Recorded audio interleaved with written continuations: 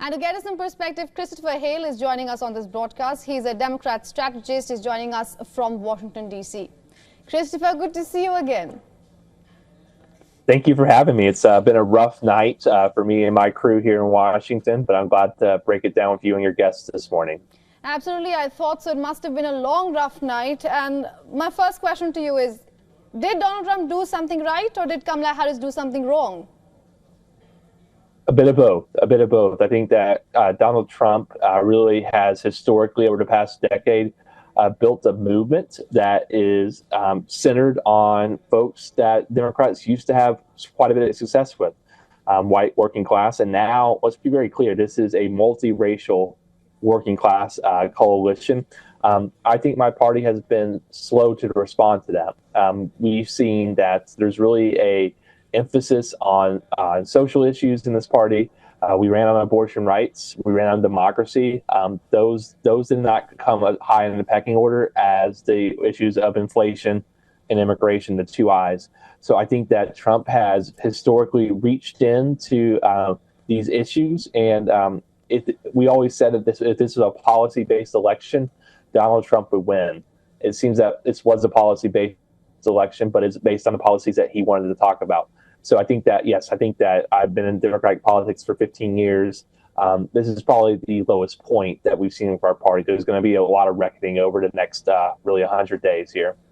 Right. And since you said that it seems to be this was a policy-based election, why do you think Kamala Harris fared the way she did? Because there was a lot of speculation that even if Kamala Harris had good policies, she herself could not definitely formulate them. Would you agree with that now? I think one of the biggest things that hamstringed Kamala Harris, Vice President Harris, was the positions that she took in 2019 and 2020 in the lead up to the 2020 election and primary there. I think that if we could, using a Mitt Romney phrase, etch-a-sketch away a portion of our history, it would be that 2019-2020 primary.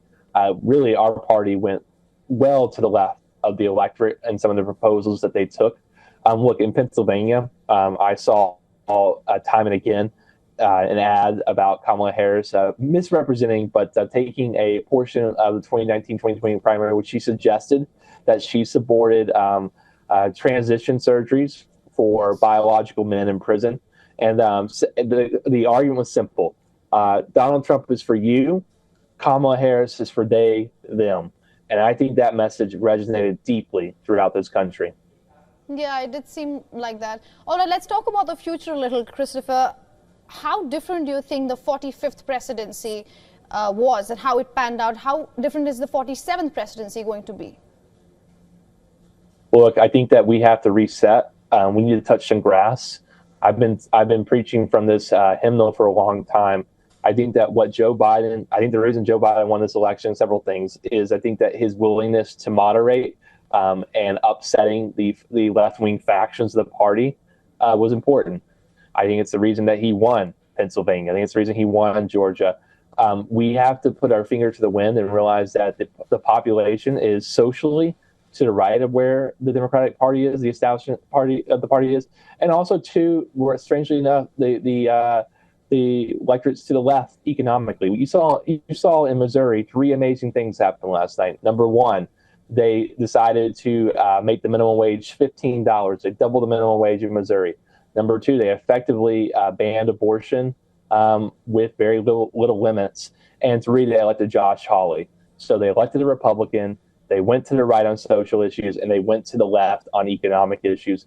I think that there's going to have to be some lessons from these states and realize that economic populism, a working class populism, a colorblind populism is probably the pathway forward. Right.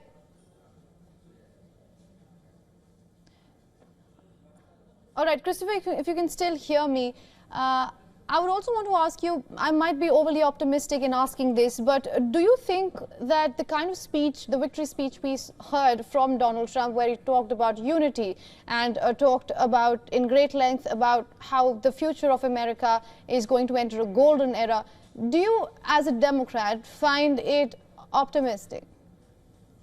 All right, I'm being told we have... I heard the same thing from... I heard the same thing from him. I heard the same thing from him election night 2016, November 9th, 2016.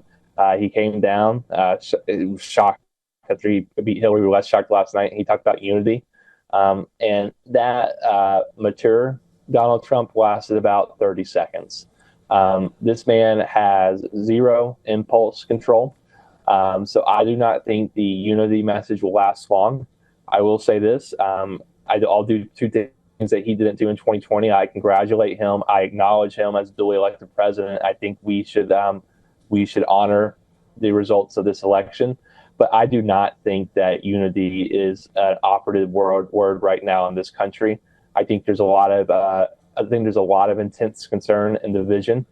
And I'm a man of prayer. I'll pray that he takes a different pathway. But Donald Trump's 80 years old. I don't see him changing much in this 4-year term. Right, Christopher. Before I let you go, I know this is too early to ask, and I'm putting you on the spot, and I apologize beforehand for it. Do you think Kamala Harris will run again for the U.S. presidency seat? No. I have tremendous respect for Vice President Harris. Last night was her last run at elected office. I think that you can't come back from a defeat like that. In this country, at least in this party, the trauma of losing to Donald Trump is really a non-negotiable. I think that there's the sense of the 2028 candidate for the Republican Party is probably going to run in the image and likeness of Donald Trump. So I think in my party, you get one shot. You get one shot to win the general election. So I think that her political career will end on January 20th. Big words there, Christopher. Thank you so much for joining us here on WION. It has been a pleasure speaking to you throughout the campaign trail, on election day, and of course post-election. Good to speak to you. It won't be boring. We'll talk soon. Yes, absolutely. For all the latest news, download the WION app and subscribe to our YouTube channel.